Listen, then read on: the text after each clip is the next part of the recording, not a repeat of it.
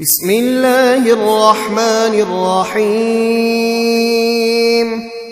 اللهم يا ذا المن ولا يمن عليه، يا ذا الجلال والإكرام، يا ذا الطول والإنعام،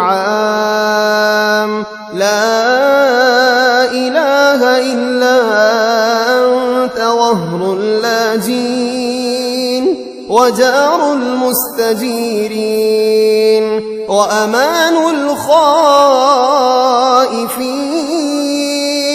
اللهم إن كنت كتبتني عندك في أم الكتاب شقيا أو محروما أو مطرودا أو مقترا علي في الرزق، فامح اللهم بفضلك شقاوتي وحرماني وطردي واقتتار رزقي، واثبتني عندك في أم الكتاب سعيدا مرزوقا موفقا للخيرات، فإنك قلت وقولك الحق في كتابك المنزل على لسان نبيك المرسل. يمحو الله ما يشاء ويثبت وعنده أم الكتاب. إلهي بالتجلي الأعظم في ليلة النصف من شهر شعبان المكرم التي يفرق فيها كل أمر حكيم ويبرم، أن تكشف عنا من البلاء والبلوى ما نعلم وما لا نعلم، وأنت به أعلم، إنك أنت الأعز الأكرم. وصلى الله تعالى على سيدنا محمد وعلى آله وأصحابه وسلم، والحمد لله رب العالمين.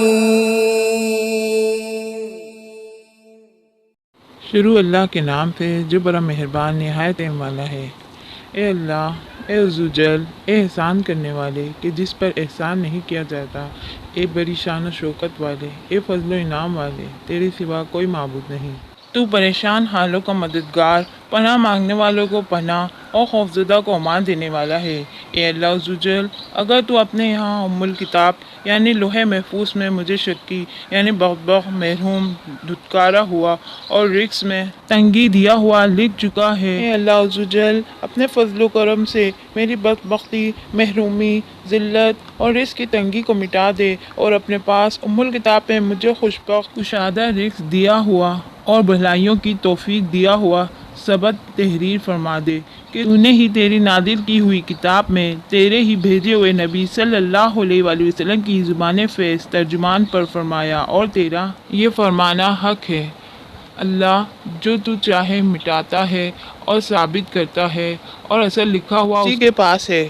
خدائے عزوجل، تجلی اعظم کے وسیلے سے جو نصف شعبان مکرم کی رات یعنی شب برات ہے کہ میں جس میں بانٹ دیا جاتا ہے ہر حکمت والا کام اور اٹل کر دیا جاتا ہے، یا اللہ آفتوں کو ہم سے دور فرما کہ جنہیں ہم جانتے اور نہیں بھی جانتے، جبکہ تو انہیں سب سے زیادہ جاننے والا ہے، بے شک تو سب سے بڑھ کر عزیز اور عزت والا ہے۔ اے اللہ، ہمارے سردار محمد صلی اللہ علیہ وسلم پر اور آپ صلی اللہ علیہ وسلم کے آل و اصحاب رضی اللہ تعالیٰ عنہم پر درود و سلام بھیج۔ سب خوبیاں سب جہانوں کے پالنے والے اللہ عزوجل کے لیے ہیں۔